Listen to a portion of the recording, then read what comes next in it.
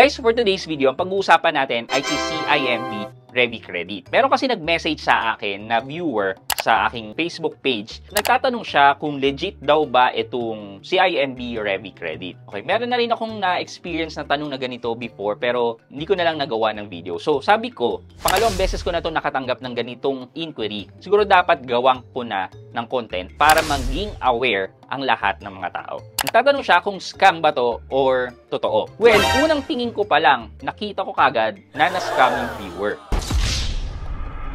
So, sinabi ko naman na apparently, scam po siya. So, ito yung pag-uusapan natin ngayon. Ano ba tong modus nila? And paano tayo makakaiwas sa ganitong scam na ginagamit si CIMB? So, samahan niyo ako. Pag-usapan natin yan. Sit back and let's discuss. Coming right up.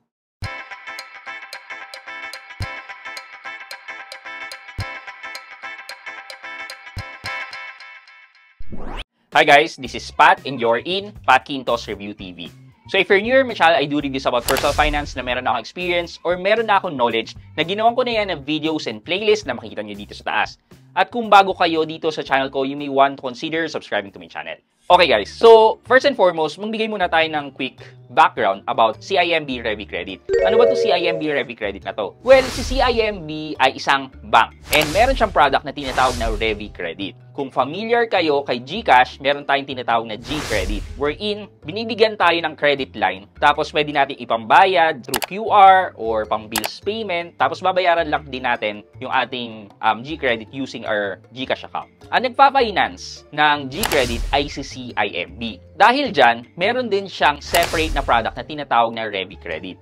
Almost the same naman yung ibig sabihin, yung features, yung function ng G-Credit at saka ng CIMB Revi Credit. Ang pinagkaiba lang nila is that yung G-Credit ay nasa loob ng GCash app while yung CIMB Revi Credit naman ay nasa loob ng CIMB app. Para makapag-apply kayo, kailangan nyo magkaroon ng CIMB account, download the app, register a CIMB account, and then makikita nyo doon sa under product or loan service, nandun ang Revi Credit. And then, dun din kayo mag-apply. So, eto na nga. So, basahin natin yung message sa akin nung isang viewer natin about CIMB Revi Credit. Hi po, sir. Pa-help naman. May itanong po ako about sa Revi Credit. Kasi napag-send ako ng 1K after noon humihingi na naman ng another 1K for insurance daw. Okay, check natin yung message sa kanya. CIMB, tapos ito yung message sa kanya. We glad to offer you a group credit life insurance for only 1,000 pesos to cover all your emergency expense and benefit for your family. Click the image we sent you to see your life insurance detail. Ayan. And then, use the code yan, pay in GCash Dragon Pay after this payment. We will transfer your loan in 1 to 2 hours and link your CIMB Revi Credit account. Thank you.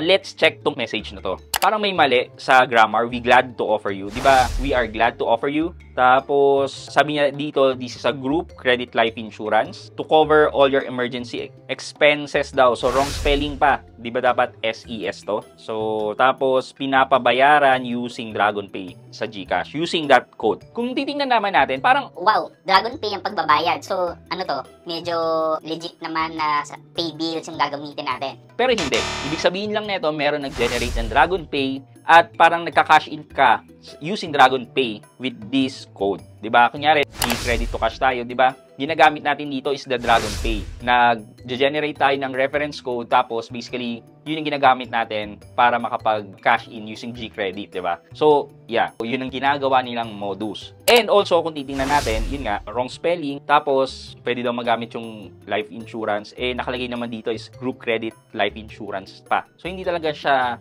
insurance na pang sarili. More on, pinoprotektahan yung utang mo na in case na mamatay ka, mababayaran 100% yung inutang mo. Tapos, sabi niya, gusto ko lang ba make sure na legit po ito. Nag-message din po ako sa inyong YouTube video. So, sinabi ko na, ayan, scam po yan. Wala pong babayaran sa CIMB for Revi Credit in advance. Sorry po for late reply kasi unmonitored yung page ko. So, may pinadala siyang pangalawang screenshot. Please wait for your disbursement loan to your CIMB account. It will take time to transfer to your account. Diba? Wrong grammar. Transferred. Thank you. Sabi niya, naku po sir, nakapag-send pa lang na ako ng 2K.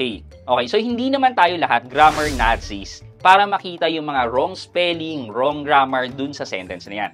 And for an ordinary citizen, mukhang mapapaniwala talaga na legit yun because nag-i-English sila, di ba? Paano natin maiispatan kung scam ba yan o legit yan? Well, unang-una sa lahat, kapag nanghingi ng pera sa inyo in advance, na hindi nyo pa natatanggap yung loan proceeds nyo, that's number 1 red flag. Kayo po yung nangungutang, bakit kailangan nating magbigay ng pambayad in advance na hindi pa natin nakukuha yung loan proceeds natin? Usually, kung merong mga ganyan na insurance, dinadagdag yan sa total na babayaran natin or kinakaltas yan sa total loan amount natin. Thus, pagdating sa atin nung hinihiram nating pera, bawas na. So, ganun ang usual practice kung merong additional fees involved sa pangungutang. So, in this case, nanghingi sila ng pera in advance. Okay, so may magagawa pa ba itong viewer natin sa ganitong senaryo? Well, actually, wala na. Totally na-scam siya or naloko na ng ibang tao. Ang pwede nilang mangyari dyan is i-report kay CIMB or sa police station na may ganitong incident. Pero kung umaasa siya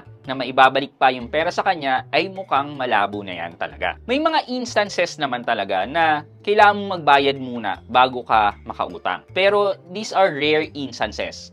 Example na lang, nung nangungutang ako sa isang cooperative wherein kailangan ko muna maging member ng cooperative. Yung pagiging member ko naman ng cooperative, i-separate siya dun sa service na ino-offer ng cooperative. Yung cooperative kasi may savings din, may loan sila. What if ang kailangan ko lang ay savings? Kailangan ko pa rin magbayad ng 100 pesos na membership, if I remember it correctly, para magkaroon ng savings. At the same time, kunyari, member na ako, pwede rin akong mangutang dun sa loan service naman ng cooperative. So, in that case, yes, nauna nagbayad ako ng membership, pero sinasabi ko nga na it's a membership doon. And hindi naman ganun kalaki ang binayad ko. Also, in addition to that, face-to-face ang transaction, meaning merong office talaga yung cooperative na sinalihan ko. In this case, all transaction is online. Actually, kailangan natin magduda sa lahat ng transaction. Wala namang masama kung lahat ng bagay sa online ay pagdududahan natin. Mas nagiging maingat lang tayo sa mga transactions na ginagawa natin. Kasi nga, maraming mga scammer o manloloko online.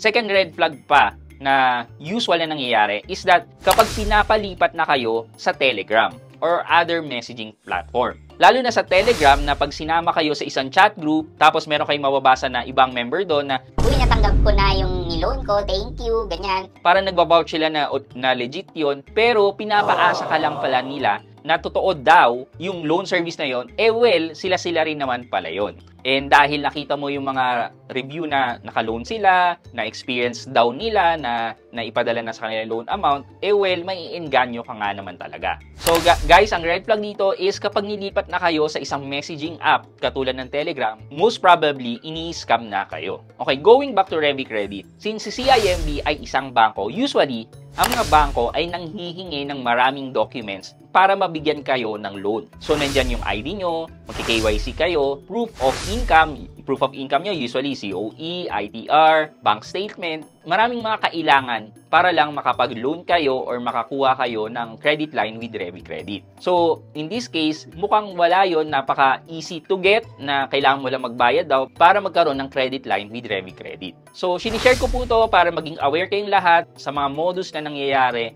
na ginagamit yung mga kilalang kumpanya para daw makapag-loan kayo. For our question of the day, bakit kaya madaling napapaniwala yung ibang mga tao sa mga ganitong modus operandi? Given na madali naman maispatan talaga kung fake or legit yung isang transaction or isang modus. Ayan, let me know sa comment section sa baba at may chance kayong manalo ng 1,000 pesos sa ating weekly GCash giveaway.